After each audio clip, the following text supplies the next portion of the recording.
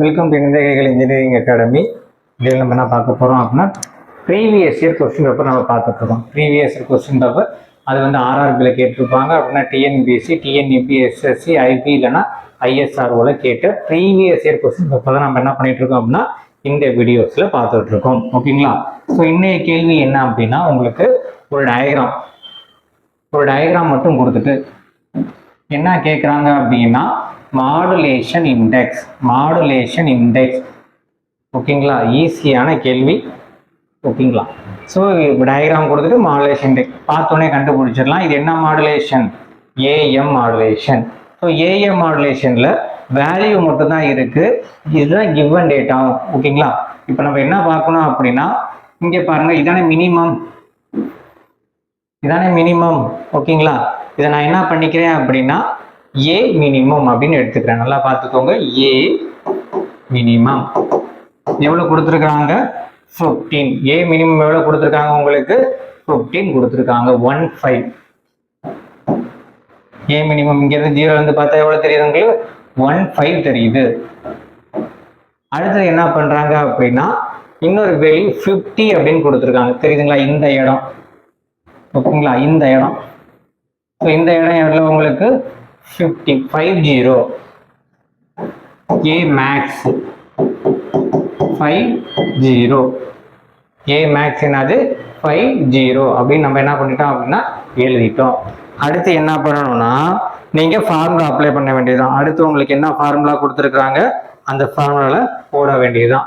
So modulation formula என்ன உங்களுக்கு? Mu ஏ அப்படின்னு போடுவோமா நார்மலா? Mu A A max minus A minimum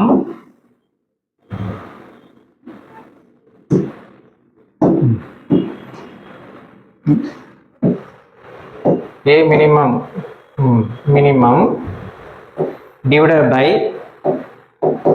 A max plus A minimum. ஓகேங்களா? இதானே ஃபார்முலா. இப்போ A max உங்களுக்கு எவ்வளோ வந்திருக்கு? 50.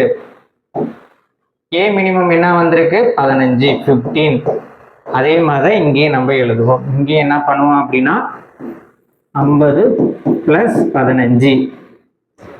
அதை நான் சிம்பிளிஃபை பண்ணால் என்ன வரும் உங்களுக்கு? இங்கே 35 அப்படின்னு வரும். இங்கே எவ்வளோ வரும்?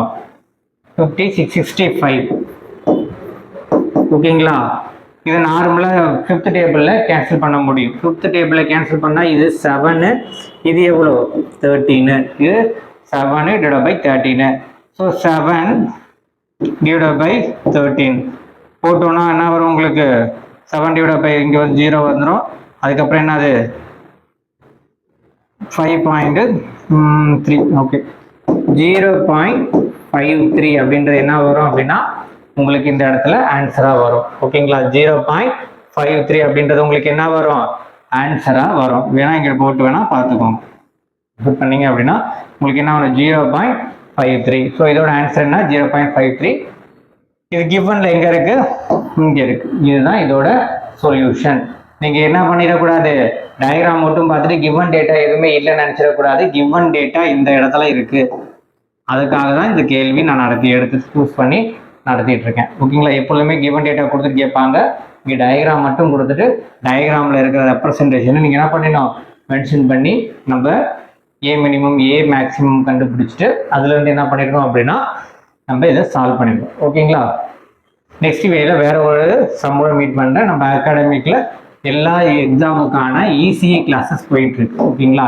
எல்லா எக்ஸாமுக்கான இசி கிளாஸஸ் போயிட்டுருக்கு. ஜாயின் பண்ணோம் அப்படின்னா நம்ம அகாடமி நம்பருக்கு கால் பண்ணி ஜாயின் பண்ணிக்கலாம். ஓகேங்களா?